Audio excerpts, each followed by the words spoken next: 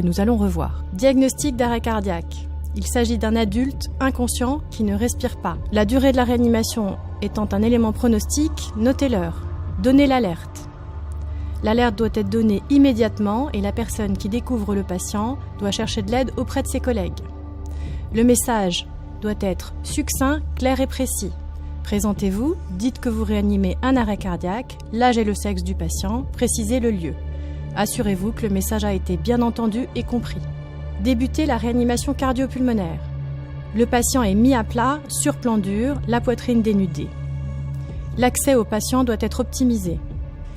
Le massage cardiaque est effectué à un rythme de 100 à 120 compressions par minute. Les compressions doivent être de 5 à 6 cm de profondeur au milieu de la poitrine du patient. La durée de la décompression doit être équivalente à celle de la compression. La réanimation cardio-pulmonaire est poursuivie avec des séquences de 30 compressions pour 2 ventilations. Toutes les 2 minutes, la personne assurant le massage cardiaque externe doit être remplacée pour garantir l'efficacité du massage. Le massage doit être le plus continu possible. La ventilation artificielle doit être entreprise après avoir libéré les voies aériennes.